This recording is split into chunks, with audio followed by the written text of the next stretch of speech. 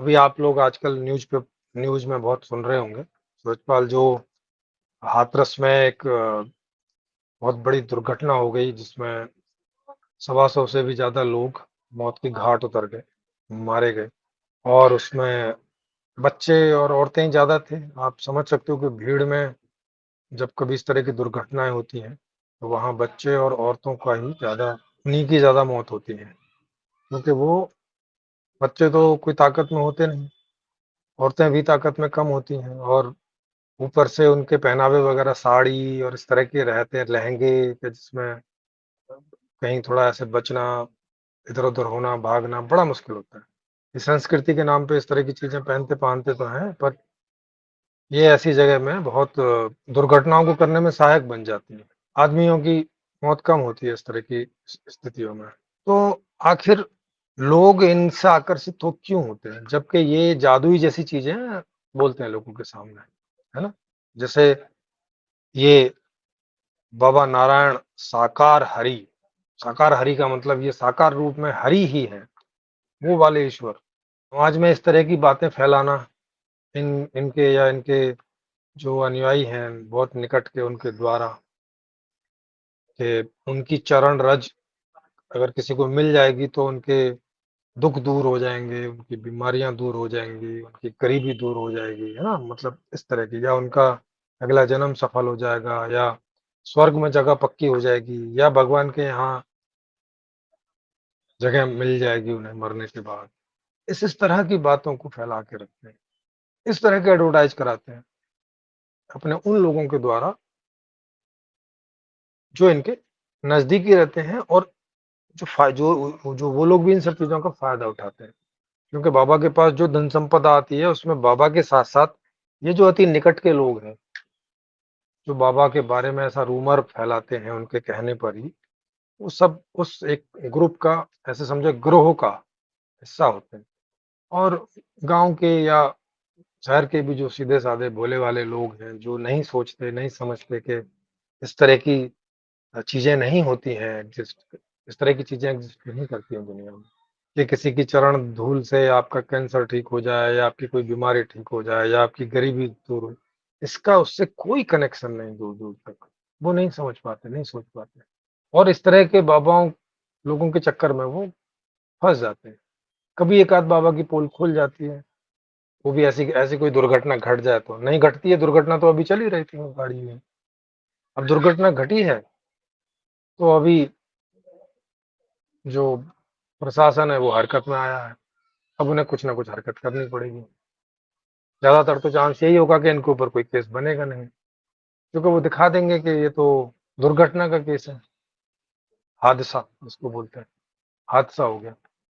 और कानून भी हिंदुस्तान के ऐसे लचर पचर हैं कि वो ऐसे सीधा सीधा देखते हैं कि इसमें बाबा का क्या है, लोग ही भागे, लोगों ने ही वो कर लिया, ज्यादा लोग आगे, लोग ही जो है उनकी धूल लेने के पीछे भाग रहे थे। लेकिन ये नहीं देखा जाएगा कि इस तरह के रूमर इन्होंने फैला रखे हैं, तो भोली जनता तो इस चीज का शिकार हो जाती है ना।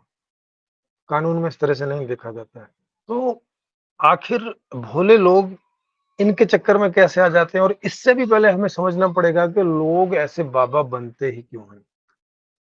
जो एक सूरजपाल, ये कोई सिपाही थे पुलिस में, और वहां इन पे कुछ ऐसे कुछ कुछ एक केस वेस इनके लगे, और वहां से ये इनको शायद प्री रिटायरमेंट या सस्पेंड या ऐसा कुछ हुआ था। उसके बाद इन्होंने जो है ये इस तरह का धंधा करना सोचा कि भाई बाबा साहब बन जाओ, हो जाएंगी।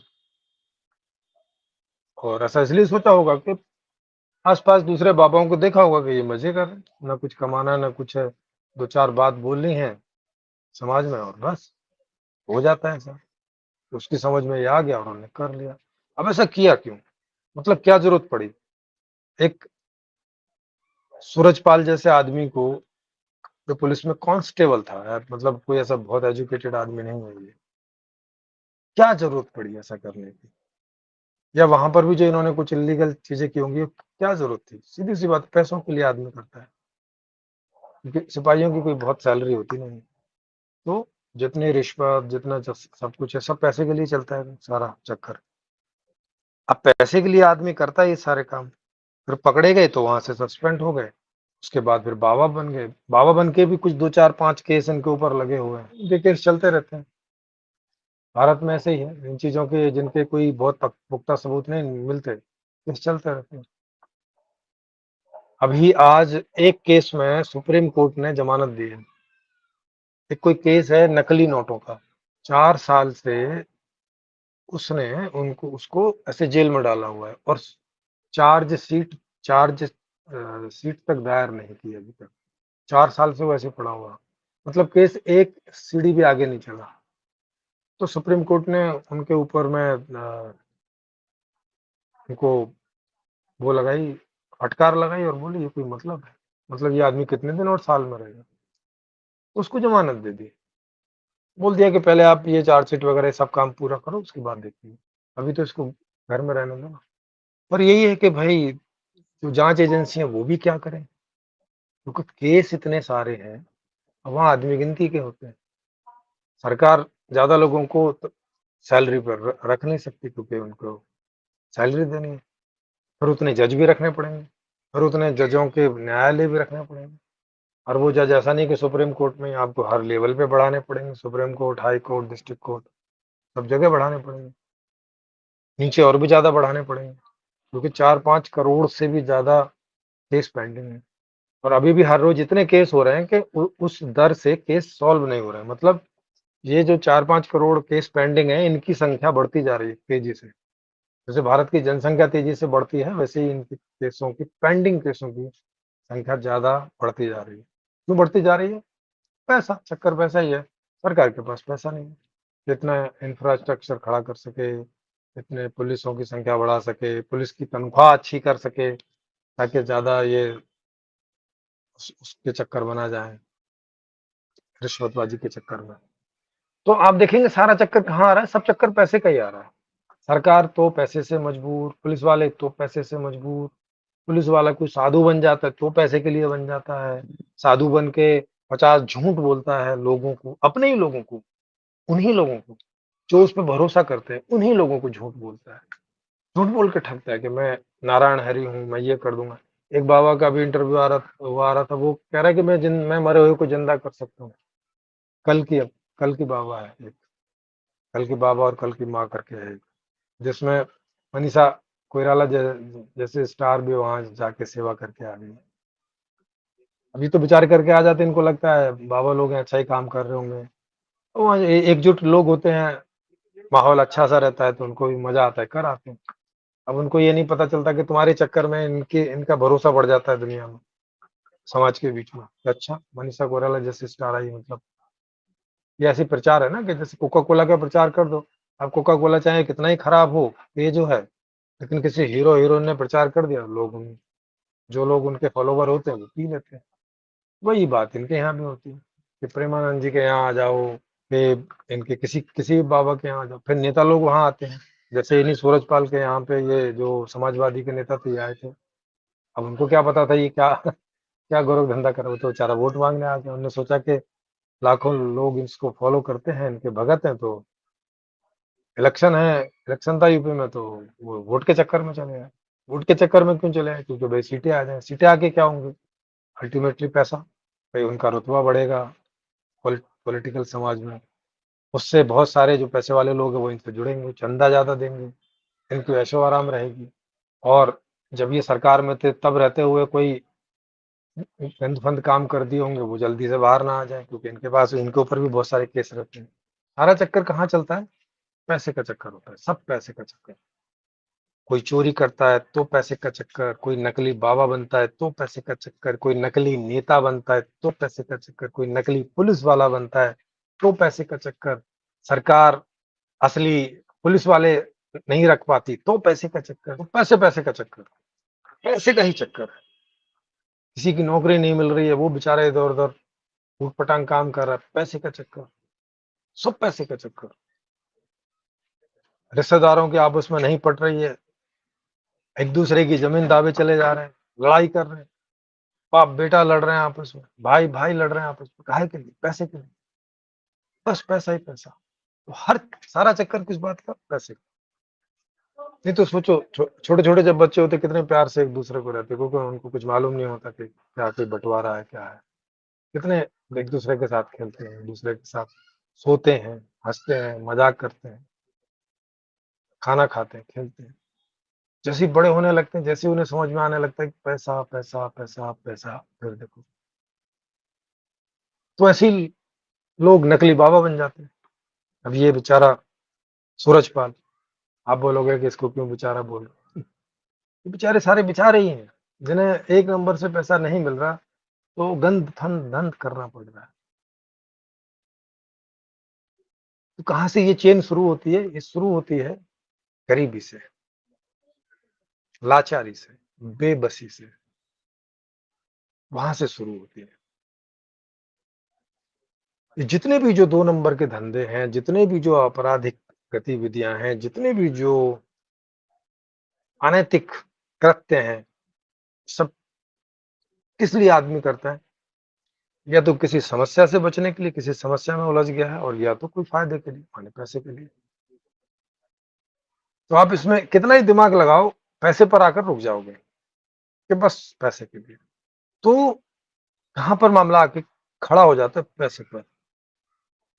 मतलब आम आदमी या कोई भी आदमी कोई गलत रास्ता, ठगी, झूठ, बवाल करते सब काहे के लिए? पैसे के लिए। सरकार बहुत कुछ नहीं कर पाती, काहे के लिए? पैसे के चक्कर में। अब सरकार का भी बजट होता है भाई, सरकार भी बजट के बाहर तो कर ही नहीं सकती, क्योंकि लोग रखेगी तो हर हर महीने सैलरी देनी पड़ेगी, उनका खर्चा देना पड़ेगा, उसका मेंटेनेंस होगा, कहाँ से करेगी? सरकार मजबूर। गरीब सरकार, गरीब समाज।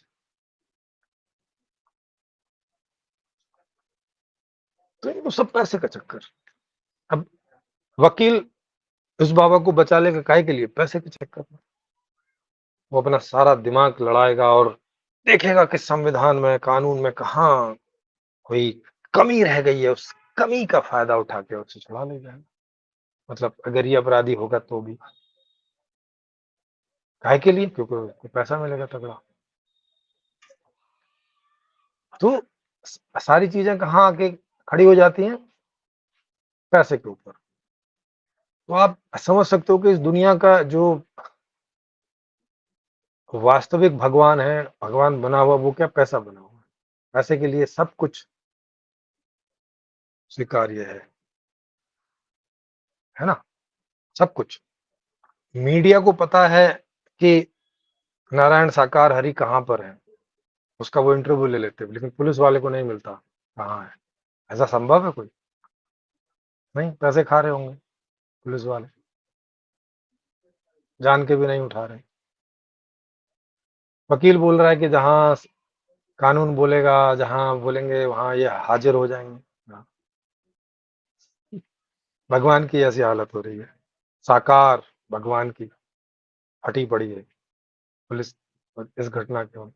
और वो क्या कह रहे हैं कि वहां किन्हीं लोगों ने आके, असामाजिक तत्वों ने आके कुछ ऐसे नशे वाले स्प्रे डाले, लोग ऐसे नशे हो के गिर गए, ऐसा बहाना बना रहे हैं।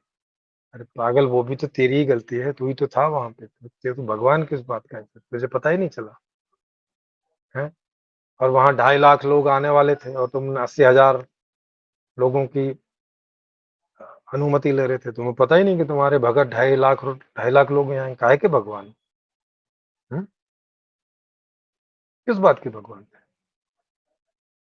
जी, लखनऊ में ऐसा ही एक बाबा है, ओम नमः शिवाय के नाम पर अति कर रहा है। वो भी कन्याओं से सेवा करवाता है। मेरे पहचान का एक परिवार है जो उसके चंगुल में फंसा है। हाँ, चंगुल में फंसे मतलब पैसे के चक्कर में फंसे रहते हैं, और कुछ नहीं है वहां पे। क्या होता है बाबा के पास? क्या होता है इसके अलावा? कि कुछ लोगों को वहां पे उनको वहां जो पैसा इकट्ठा होता है वो उनको भी मिल जाता है, उसमें से कुछ हिस्सा। जिससे चोरों का गिरोह नहीं होता, वहां एक सरदार होता है, तो और चोरों के दूसरे चोर होते हैं, तो उनको भी थोड़ा थोड़ा मिल जाता है। सरदार ज्यादा लेके जाता है। तो वैसे ही इनमें जो मुख्य गुरु होता है वो ज्यादा ले जाता है, बाकी सबको मिलता ही है, जो भी आस पड़ोस में उनके नाम करने पर लगे रहते हैं कि ये बीमारी थी ठीक हो गया, वो बीमारी थी ठीक हो गया, ये हो गया, वो इतने सारे नाटक सब वहां जो होते हैं। हम्म?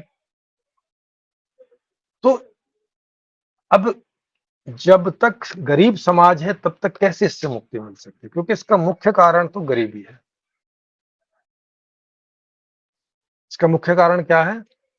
गरीबी समाज में, क्योंकि गरीब कोई रहना नहीं चाहता, जिससे जहां जैसा मौका दिखाई पड़ता है वो अमीर होने का प्रयास करता है।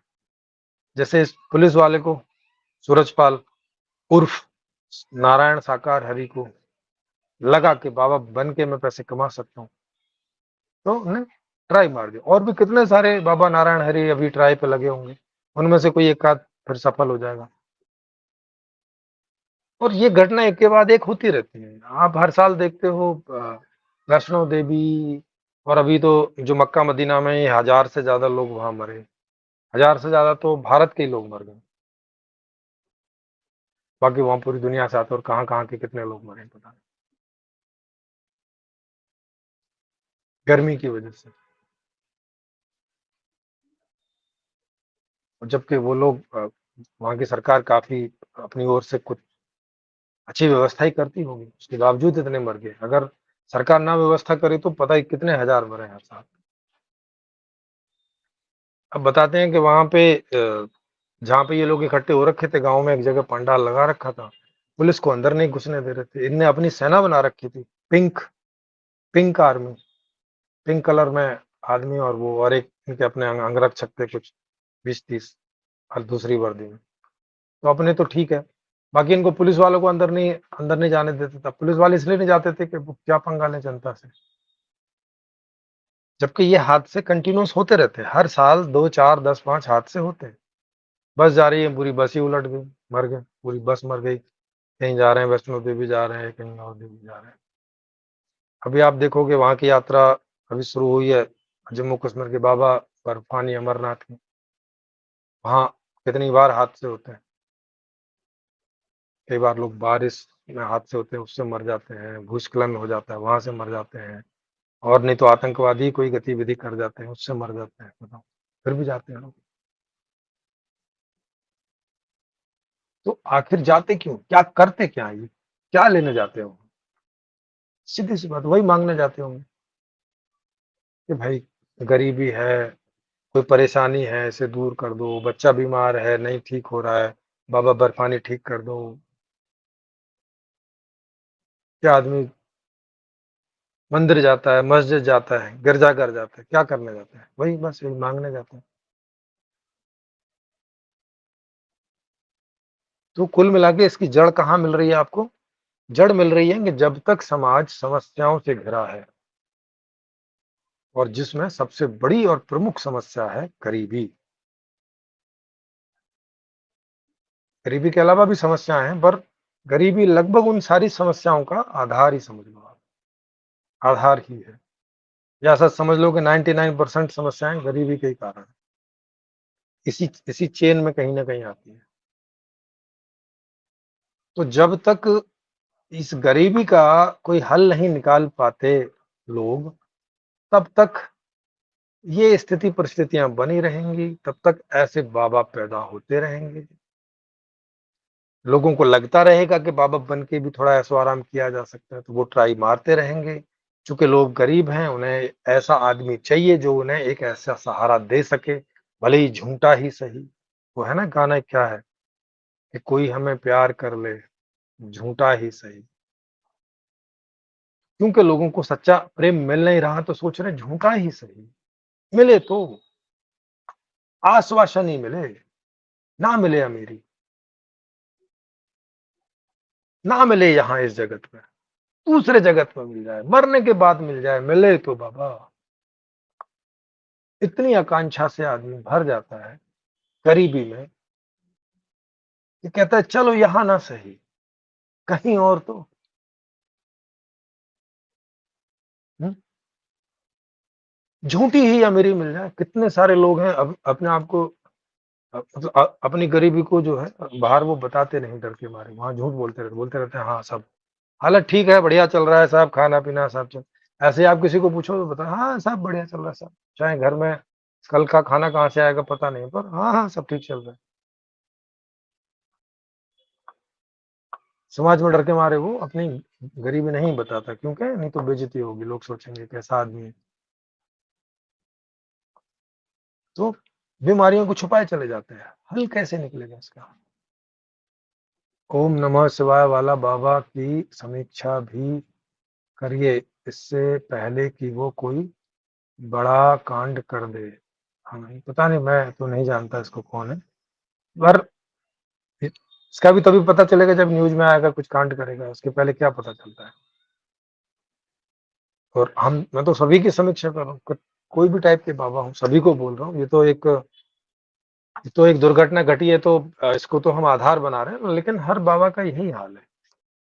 अब कोई बोलेंगे नहीं नहीं बाबा तो अच्छे भी होते हैं, हाँ, अच्छे मतलब ऐसे समझ लो कि उनके यहाँ दुर्घटना नहीं घटती, बस इतना ही अच्छा रहता है ना। अब जैसे डर के मारे जो ये वाले बाबा थे, कौन सी सरकार ये जो पीछे फेमस रहे हैं, जो पर्ची वर्ची खोलते हैं, मुझे बस नाम याद नहीं रहते, उन्होंने भी अपील कर दी, क्योंकि भाई यहाँ मत आना, उनका कोई जन्मदिन आने वाला है, यहाँ मत आना भाई, घर से ही कर देना। परेशान हो गए, बोले ज्यादा लोग आए मर मर आ गए तो मेरी भी हालत खराब करेंगे। अच्छी खासी दुकान चल रही है, अच्छा खासा सब चल रहा है, अब यहाँ आके पुलिस पुलिस का चक्कर पड़ जाएगा, क्योंकि 100 200 400 लोग मर जाते हैं, तो भाई फिर शासन प्रशासन उनको थोड़ा सख्त होना पड़ता है ना, भले ही दिखाने के लिए कुछ ना करें, और दिखाने के लिए ऐसा 10 20 दिन 2 4 महीने ऐसा सख्ती पड़ते हैं। कभी मामला पानी जो है सर के ऊपर निकल जाता है तो उठा के जेल में भी डाल देते हैं, जैसे इसको डाला हुआ है, आसाराम को डाला हुआ है, राम रहीम को डाला हुआ, हालांकि राम रहीम को तो छोड़ देते हैं वो बेचारे वोटों के चक्कर में, बीच बीच में पेरोल दे देते हैं, 5 6 टाइप टाइप टाइम उसको पेरोल मिल गई, महीने महीने की, 1.5 1.5 महीने की, बताइए, 2 2 महीने की पेरोल मिल रही है। हजारों ढोंगी साधु भारत में हैं जो 2 कौड़ी के नेताओं के तलवे चाटते हैं। हाँ तो वो तो उनका नेक्सस ही है ना, क्योंकि साधु बिना नेताओं के और नेता बिना साधुओं के नहीं खड़े रह सकते, एक दूसरे का नेक्सस है, संगठन उसको बोलते हैं, ग्रोह। जैसे गुंडों का ग्रोह होता है, वैसे ही ढोंगी साधु संतों का ग्रोह होता है, जो बाबा को चमत्कारी बताकर अफवाह फैलाते हैं। बाबा बलात्कारी होता है, जैसे सूरजपाल, बिल्कुल बिल्कुल उनके ऊपर ऐसे भी केस चल रहे हैं बलात्कार इत्यादि के लिए। हाँ बहुत सारे नाम हैं, एक तो वो भारी भाग्य, क्या नाम था उनका, नित्यानंद, उन्होंने तो वहाँ एक कोई टापू खरीद लिया, और उस पे वहाँ अपना कोई देश ही बना लिया, क्या एक कैलासा कुछ ऐसा नाम कर, और वहाँ भी लोग जा रहे होंगे, आपको बड़ा आश्चर्य होगा, लोग वहाँ जा रहे होंगे। अभी भी सूरजपाल का किसी एफआईआर में नाम नहीं है, किसी ने नाम नहीं लिखवाया, 120 25 लोग मर गए, पर मजाल है कि डर के मारे किसी ने भी उसका किसी एफआईआर में नाम लिखवाया ना। नेता भी जा रहे हैं तो वो कह रहे हैं कि जांच पड़ताल हो, वो भी नहीं कह रहे कि ये इसकी वजह है, ये ऐसे ऐसी बातें बोलता रहता है समाज में। भगदड़ तो मचेगी ना, जब तुम बोलोगे कि तुम्हारे चरणों में स्वर्ग है, तुम्हारे चरणों की धूल से ये हो जाता है, तो लोग तो बेचारे जिनकी हालत खराब है, गरीब हैं, बच्चे बीमार हैं, बुखार है, सब है, वो तो भगेंगे ही ना लेने को, फिर जैसे तुम वहां से हिलोगे। ऐसी बातें बता के क्यों रखती, पर फिर वही एक ऐसी बातें नहीं बताएंगे तो इन्हें नहीं चंदा मिलेगा। और इन्होंने तो आश्रम में लिखा हुआ है कि यहाँ दान की पर्ची नहीं काटी जाती है, इसका मतलब आप समझ लो कि माने वो लोगों से दान नहीं लेते, तो कोई नेक्सस बना होगा, या तो नेता लोग वहां दान करते होंगे, या तो जो बड़े बड़े लोग होंगे उनके साथ कुछ साठ गांठ हो रखी होगी, क्योंकि नहीं तो उनके तो कई आश्रम है, कहाँ से बने ये आश्रम, करोड़ों करोड़ों के, कम से कम बता रहे हैं कि 1,000 1,000 करोड़ के आसपास या 200 करोड़ से आसपास इसकी वो है, अभी तक जो आश्रमों का पता चल रहा है। कोई पैसा कोई पेड़ से तो हिलता नहीं है, किसी से तो लिए ही होंगे। तो सब पैसे का चक्कर, सारा पैसे का चक्कर, हर चीज में पैसा आ जाता है, कुछ काम करने चलो पैसा चाहिए, कुछ दुख से बचने चलो पैसा चाहिए, कुछ सुख पाने चलो पैसा चाहिए, न्याय पाने चलो पैसा चाहिए, कुछ फ्री में नहीं, बताओ। अब सीधी सी बात है, जिसके पास पैसा होगा उसी को न्याय मिलेगा, जिसके पास पैसा होगा उसी को सुख मिलेंगे, जिसके पास पैसा होगा वही दुखों से बच सकेगा। मतलब गरीबों के लिए तो ये दुनिया है ही नहीं। तो अब जब तक गरीब रहेंगे, जब तक समस्याएं रहेंगी, तो इस तरह के बाबा अलग अलग नामों से, अलग अलग शरीरों से आते रहेंगे। जैसे दूसरी चीजें हैं, बलात्कार पे कितने कड़े कानून बनाते रहो, बलात्कार होते रहते हैं। हत्याओं पे कितने कड़े कानून बना लो, हत्याएं होती रहती हैं। फ्रॉड पे कितने बड़े कानून बना लो, फ्रॉड्स होते रहते हैं। भ्रष्टाचार पे कितना कड़ा कानून बना लो, भ्रष्टाचार होता रहता है।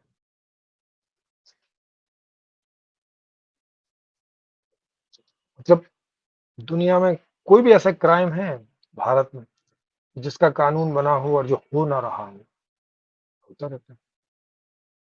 Ram Kalesh Kumar Yadav ji, all of brothers and sisters, जय श्री राम, हर हर महादेव। अब राम जी कुछ करते हैं नहीं, अब जय श्री राम बोलते रहने से भी ना बलात्कार खत्म हो रहे हैं भारत में, ना धोखाधड़ी खत्म हो रही है, ना गरीबी खत्म हो रही है। अल्लाह अकबर बोलने से ना कोई क्राइम खत्म हो रहा है, ना गरीबी खत्म हो रही है, ना कोई परेशानी खत्म हो रही है। क्या करें बताओ। हर हर महादेव और जय श्री राम और जय जय, एक अरब करोड़ देवी देवता, क्या क्या होगा इससे? क्या करें जय जय करके, क्या करें इससे? जय श्री राम करने से पैसा तो मिलता नहीं, गरीबी तो दूर होती नहीं, बुखार भी आ रखा हो तो वो तो ठीक होता नहीं। हम्म? फायदा क्या है इसका, उपयोग क्या है? पैसों में बाबा क्या नेता देश भेज देते, हाँ वही बात है। मतलब इसमें उनकी भी बेचारों की मजबूरी ही है, क्योंकि वो भी क्या करे, वो भी बेचारे गरीबी के मारे हुए हैं। नेता भी गरीबी का मारा हुआ है, नेता बनता है, पैसा आता है तो अमीर हो जाता है, तो थोड़ा ऐश कर लेता है मोबाइल से याद आके। इनके यहाँ वीडियोग्राफी अलाउ नहीं थी, कि पता नहीं क्या चीज वीडियोग्राफी में आ जाए और फिर इनकी बाहर पोल पट्टी खुल जाए, मतलब वीडियोग्राफी नहीं करने देते थे। इनके आश्रम में कोई कैमरा नहीं, मतलब अंदर कुछ भी होता रहो पता ही नहीं चलेगा दुनिया को क्या हो रहा है। सार्वजनिक स्थान है आश्रम, और वहाँ कैमरे नहीं। आजकल छोटी छोटी दुकान वाले कैमरे लगा के रखते हैं, सीसीटीवी। उतने बड़े आश्रम में कैमरा ही नहीं। और वहाँ बहुत सारे लोग गायब हैं, मतलब उनकी गुमशुदगी की रिपोर्ट है कि आश्रम गए थे और लौटे ही नहीं कभी, कई सारे। अब उनके साथ क्या हुआ पता नहीं। तो उन्होंने कुछ होते हुए देख लिया आश्रम में और पकड़ के उनको मार के दबा दिया, वहीं पे क्या कर दिया पता ही नहीं चला क्या है। कॉन्सेप्टर जी कह रहे हैं, जिस बाबा की मैं बात कर रहा हूँ ये भी अपने को शिव का अवतार बताता है। बिल्कुल, सारे अवतार यहीं उतर रहे हैं। राम कलेश कुमार यादव कह रहे हैं, बागेश्वर वाले बाबा ने बहुत से गरीब कन्याओं को शादी करवाई है, उस पर आप क्या कहेंगे सर? हाँ बताओ। मतलब वो शादी नहीं करवा रहे थे जब तक, तो जब तक कन्याओं की शादी नहीं हो रही थी, उन्होंने क्या करवाया? पैसा ही खर्च किया होगा ना, पीछे से दान में करोड़ों रुपए लिए होंगे और कुछ लाख रुपए शादी में खर्च कर दिए होंगे। यही करते सारे आश्रम में, बाकी से अपना मजा करते हैं। उनकी गाड़ी देखी है बाबा बागेश्वर की, और अकेले चलते नहीं, दो चार छह गाड़ियों का काफिला चलता है। इनका तेल, इनका पानी, उसमें जितने लोग चलते हो, इनका खाना, वो सब कहाँ से आता है? लोगों के पैसे से ही तो आता है। बाबा की कोई प्रोडक्शन कंपनी तो चल नहीं रही है, कोई खेती बाड़ी तो करते नहीं। एक बाबा, उनकी सिक्योरिटी, चार छह कार, हमेशा जो है वो, उनका खर्चा कहाँ से आता है? वो ऐसे ही करके आता है कि कन्याओं की शादी करवाएंगे, लोगों से मांगेंगे कि 1 करोड़ का खर्चा है, खर्चा वहां होता है दो चार 10-20 लाख रुपए का, बाकी सब बाबा के ऊपर खर्च होता है। कैंसर का हॉस्पिटल बनवाएंगे, उसमें खर्चा होगा 10-20 लाख रुपए पर डे या पर मंथ के हिसाब से उसमें, और ये दिखाएंगे करोड़ों रुपए का। तो बाकी खर्चा कहाँ जाता है? बाबा के ऊपर। बाबा के ऊपर या बाबा के आसपास जो उनका तिलिस्म बना के रखते हैं उनके ऊपर खर्चा होता है। ये सब है क्या चीज? ये सब गरीब कन्याओं की शादियां इसीलिए करवा रहे हैं ना, क्योंकि गरीबी है। अगर गरीबी ना हो तो फिर क्या करवाएंगे बाबा? मैं बताऊं, अगर सबके लिए हॉस्पिटल हो तो बाबा क्या करवाएंगे? कौन जाएगा पर्ची दिखवाने वहां? वो जाएगा? मुझे तो लगता नहीं। फिर लोग बीमार पड़ेंगे तो हॉस्पिटल जाएंगे, और बाकी सारे दिन एंजॉय करेंगे। कभी डिस्को जाएंगे, कभी गार्डन में जाएंगे, कभी सिनेमा घर जाएंगे, कभी कहीं कोई गेम खेलने जाएंगे, कभी कुछ जो थोड़ा बहुत है काम करने जाएंगे, थिएटर देखेंगे, बुक्स पढ़ेंगे, सीरियल देखेंगे, बहुत सारे एंजॉय दुनिया। घूमेंगे फिरेंगे, ट्रैवलिंग करेंगे, बहुत सारे एंजॉय। इनके पास पर्ची निकलवाने कौन जाएगा? तो जब तक गरीबी है तब तक इस तरह के बाबाओं का अस्तित्व बना रहेगा। इन बाबाओं को ऐसा लगता रहेगा कि ये तरीका बढ़िया है, हींग लगे ना फिटकरी, और रंग जो है वो चोखा ही चोखा। अब इनके सहारे ये तो दिखाई पड़ता है, जैसे आप भी कह रहे हैं कि उन्होंने वो लड़कियों की शादी कराते हैं, हॉस्पिटल खोल रहे हैं। हाँ, बहुत सारे एनजीओ के काम ये भी हो रहे हैं, और इससे गरीबों को कुछ मदद मिल ही जाती है। लेकिन बात वही है कि अभी ना, जब गरीब हैं, जब गरीब नहीं होंगे तो इस तरह के प्रोसीजर की जरूरत ही नहीं है। न किसी एनजीओ की जरूरत पड़ेगी, न किसी बाबा की जरूरत पड़ेगी। ये प्रोफेशन बेकार हो जाएंगे। जैसे जब हम लोगों का सिस्टम आएगा संपूर्ण समाधान, तो तब ना बैंकों की जरूरत पड़ेगी, ना इंश्योरेंस सेक्टर की जरूरत पड़ेगी, ना इनकम टैक्स की, ना टैक्स डिपार्टमेंट की। ये सारे डिपार्टमेंट खत्म हो जाएंगे सब। तो समझो एक बाबा बाबा डिपार्टमेंट भी खत्म हो जाएगा। फिर कोई बाबा बनेगा तो इसलिए बनेगा कि उसको बाबागिरी में मजा आता होगा बस, क्योंकि वहां पैसा होगा नहीं तो दान कुछ मिलेगा नहीं। खाना ही है तो बस खाना खाओ पियो ऐश करो। फिर कोई किसी को चूना नहीं लगाएगा पैसे के चक्कर में, जैसे आज लगाते हैं पैसे के चक्कर में। नहीं तो बिना चूना लगाए पैसा आता नहीं, कोई देता भी नहीं। एक गरीब पैसा कमाने के लिए बाबा बन जाता है क्योंकि रोटी खानी होती है। हाँ, जैसे मुझे देखो, मैं 11 साल बाबा रहा, साधु रहा। तो मैं गया था इसलिए कि भाई मुझे कोई ऐसे ज्ञानी बाबा ढूंढने थे जो मेरे प्रश्नों के उत्तर दे सकें। तो उसी चक्कर में मैं टकराया पायलट बाबा से, नैनीताल में। नैनीताल में उनका बहुत बड़ा आश्रम है। किसी ने मुझे उनकी किताब दी थी, हिमालय कह रहा है, मैंने पढ़ी तो मुझे लगा शायद ये मेरे प्रश्नों के जवाब दे देंगे, तो मैं पहुंच गया गुरु पूर्णिमा पे। उनसे मुलाकात हुई, प्रश्न उत्तर हुए, और वो नहीं दे सके, उनके पास उन प्रश्नों के जवाब नहीं थे। उन्होंने मान भी लिया कि नहीं है भाई, मेरे पास नहीं है। मैंने कहा चलो फिर। मैंने उनसे पूछा, आपकी नज़र में आपसे कोई ऊपर कोई बाबा फाबा हो दुनिया में? आप इतने घूमे फिरे, क्योंकि वो इधर हिमालय की तलहटी में बहुत घूमे फिरे हैं। नैनीताल के ऊपर जो पूरा वो बेल्ट है पूरी, उसमें बहुत घूमे फिरे हैं। बोले कि नहीं, ऐसा तो मुझे नहीं लगता। और यहाँ तक उन्होंने कहा कि एक्चुअली मेरे भी यही सवाल थे, और इन सवालों का जवाब मुझे अभी तक नहीं मिला है। पर उन्होंने हार मान ली। फिर वो बोले कि एक काम करो, तुम संन्यास ले लो। मैंने कहा लेकिन मेरा तो कोई उद्देश्य है नहीं संन्यास लेने का, क्योंकि मुझे यही था कि रोटी पानी है वो तो सफेद कपड़े में भी मिलता रहता है, उसके लिए जरूरी नहीं है कि लाल कपड़े लो। तो मैंने उनको बोला, मैं कहा इसकी क्या जरूरत है? बोले नहीं, आपको ये बहुत काम आएगा। रोटी पानी तो ठीक है, आपको इसमें भी मिल जाएगा, लेकिन लाल कपड़ों में ज्यादा अच्छे से मिलता है। और दूसरा ये है कि लाल कपड़ों वाले साधुओं के सामने, जो लाल कपड़े वाले साधु हैं वो नॉर्मली व्यवहार करते हैं, मतलब जैसे हैं वैसा। नहीं तो सफेद सफेद कपड़े वालों के सामने वो थोड़ा छुपाती हैं चीजें, मतलब साधु जैसा व्यवहार करते हैं, फिर जैसे हैं वैसा व्यवहार नहीं करते असली वाला। और ये बात उनकी सही ही थी, मुझे भी जची, तो मैंने उनसे संन्यास ले लिया। और ये बात सही ही निकली। तो मेरे सामने साधु फ्रैंकली व्यवहार करते थे, तो मुझे उनकी असलियत बड़े आसानी से पता चल जाती थी, ये इनकी वास्तविकता है। और इस दौरान ऐसे भी लोग मिले मुझे, मेरे जैसे, जो किसी खोज में थे, वो थे, पर कोई वहां नहीं मदद करने वाला, कोई कुछ नहीं, अपने आप से कर लो तो कर लो। रामकलेश बोले, क्या आप नास्तिक हैं? नहीं, मैं नास्तिक नहीं हूँ, मैं वास्तविक हूँ। जय हिंद, वंदे मातरम करने से फिर पैसा आ जाएगा? नहीं आएगा।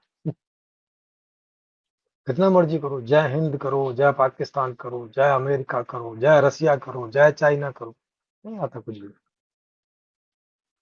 वंदे मातरम करो, वंदे पितारम करो, वंदे दादारम करो, वंदे दादीरम करो, कुछ करो, नहीं आता पैसा।